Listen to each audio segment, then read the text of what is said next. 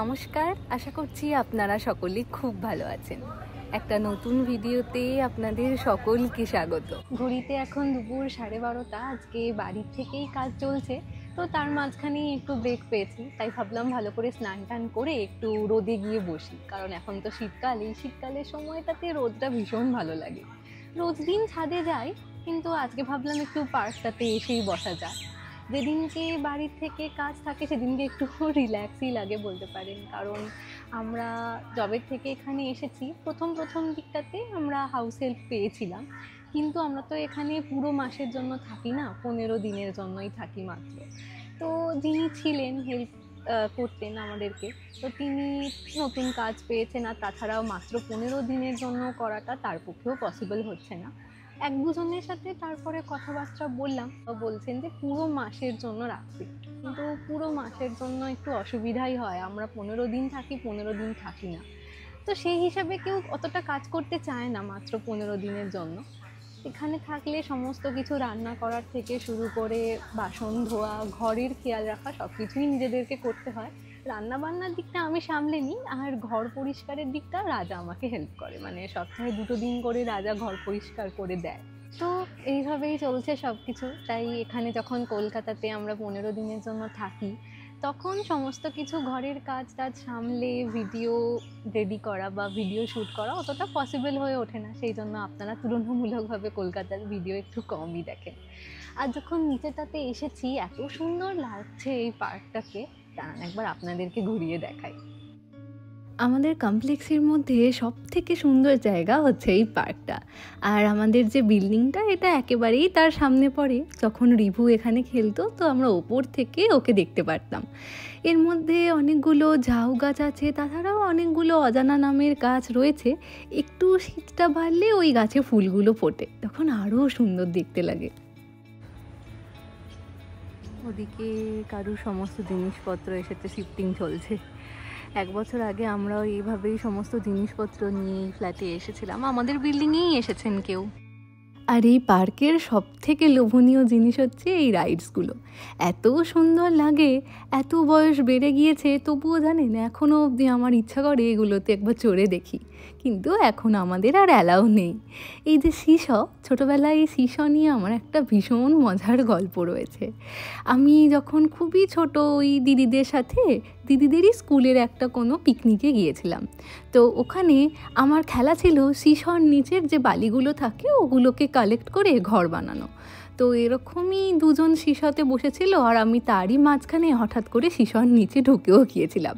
যাই হোক, দিদিরই একজন বন্ধুর মা সেটা লক্ষ্য করেন, তো লক্ষ্য করবার পর যাই হোক করে আমাকে সেখান থেকে বের করে আনেন। তাই চোট অতটা বেশি না লাগলেও আজ অবধি আমার সেই ঘটনাটা মনে রয়েছে।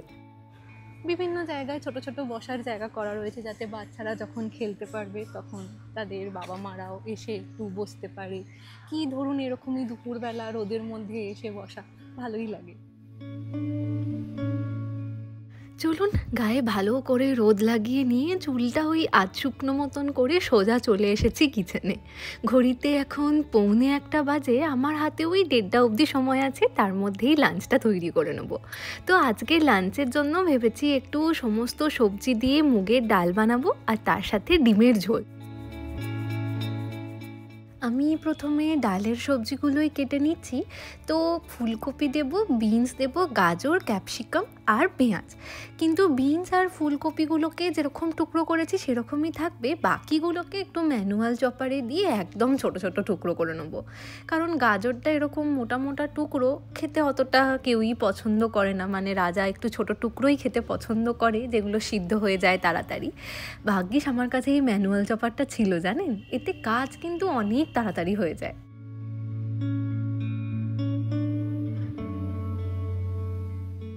আজকে যে এগ কারিটা বানাবো সেটা ওই সচরাচর এগ কারির মতন না, রেসিপিটা একটু আলাদা ধরনের।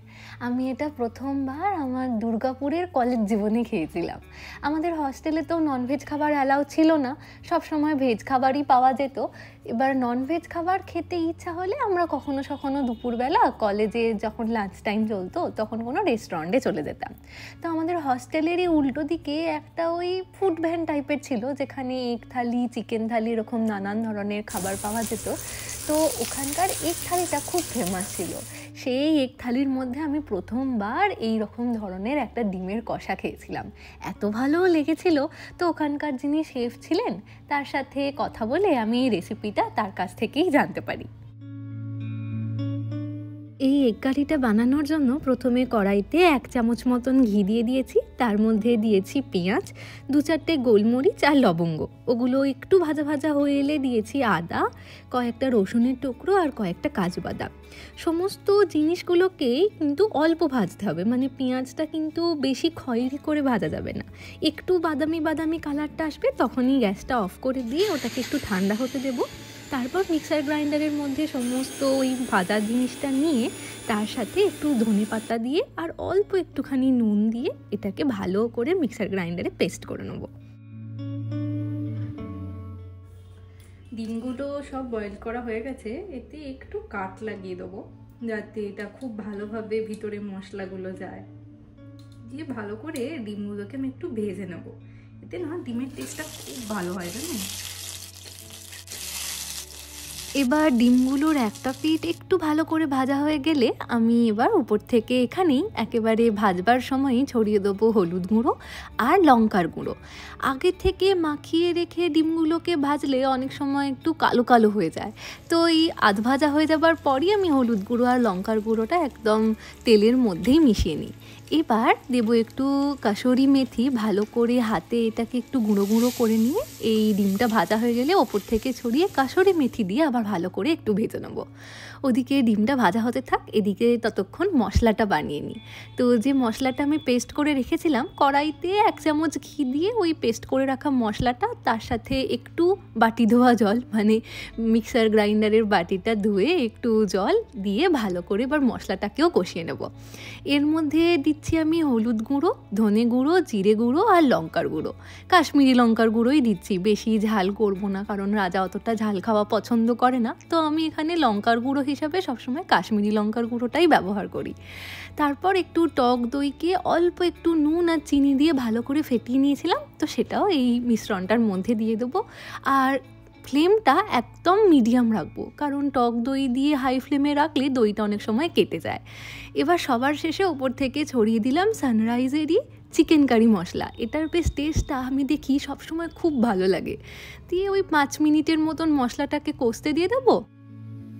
এই যে এদিকে মশলাটা ভালো করে কষা হয়ে গিয়েছে আর তেলও ছেড়ে দিয়েছে, আর ওদিকে ডিমটাও ভালো করে ভাজা হয়ে গিয়েছে। এবার ওই কাসুরি মেথি দিয়ে ডিমটা যে গোটাটা ভেজেছিলাম তেল সমেত আমি এর মধ্যে মিশিয়ে দেবো। ব্যাস, তারপরে অল্প একটু জল মিশিয়ে একটু ফুটে উঠলে ওপর থেকে ছড়িয়ে দেবো গরম মশলা গুঁড়ো। তাহলেই আমাদের আজকের ডিমের কারি একেবারে তৈরি। মামনি যখন আমাদের সাথে কলকাতায় থাকে তখন কাজ কিন্তু অনেকটা সোজা হয়ে যায়। এই রান্নাবান্নার দিকটা পুরোটা তখন মামনি দেখে নেয়, আর ঘর গুছানো, ঘর পরিষ্কার তখন এগুলো আমি সামলাই আর কি। কিন্তু যখন মামনি থাকে না তখন আমরা দুজনে মিলে হাতে তো অনেকটা কম সময় পাই, তাই জানেন তো একেবারে 2 দিন হবে এই রকম রান্না করে রাখি। আজকে যে ডালটা বানাচ্ছি এটা শীতকালে রাত্রিবেলা রুটির সাথে খেতেও দারুণ লাগে। তো এটা আজকে দুপুরবেলা আমরা ভাতের সাথে খেয়ে নেব, আর বাকিটা ফ্রিজে রেখে দেবো, অন্য একটা দিন রুটির সাথে আবার একটু গরম করে খেয়ে নিলেই হলো। তো ডালটা বানানোর জন্য আমি সমস্ত সবজিকে টুকরো টুকরো করে কেটেই নিয়েছিলাম। এবার কড়াইতে 1 চামচ মতন ঘি দিয়ে তার মধ্যে দিয়ে দিয়েছি জিরে ফোড়ন, দিয়ে তারপর সমস্ত সবজিগুলো দিয়ে ওই অল্প একটু ভাজা হয়ে এলে তার সাথে ডালটাকে দিয়েও একবার ভেজে নেব। ডালটা কিন্তু আমি আগের থেকে জলে ভিজিয়ে রেখেছিলাম। এরপর জল দিয়ে তার মধ্যে একটু হলুদ গুঁড়ো, একটু লঙ্কার গুঁড়ো আর আগেই পরিমাণ মতন নুন দিয়ে দিয়েছি, দিয়ে ভালো করে মিশিয়ে এবার ডালটা সিদ্ধ হওয়ার অপেক্ষা। ব্যাস, তাহলেই আমাদের ডাল তৈরি। এবার ওপর থেকে একটুখানি আমি ধনেপাতা কুচি ছড়িয়ে দেবো। এটা যদি আপনাদের পছন্দ হয় দিতেও পারেন, কিন্তু সবজি ডালে আবার ধনেপাতার স্বাদটা দেখি দারুণ লাগে। চলুন, ঘড়িতে এখন 1:30 বাজে, খাওয়ার জন্য একটু সময় রয়েছে, তাড়াতাড়ি খেয়ে আবার কাজে বসতে হবে। আজকের ভিডিওটা তাহলে এখানেই শেষ করছি। আজ তাহলে আসি, আবার আসবো নতুন একটা ভিডিও নিয়ে। ততক্ষণ সকলে সুস্থ থাকবেন, সচেতন থাকবেন আর সকলের খেয়াল রাখবেন। ভিডিওটা ভালো লাগলে লাইক করে চ্যানেলটাকে সাবস্ক্রাইব করতে পারেন।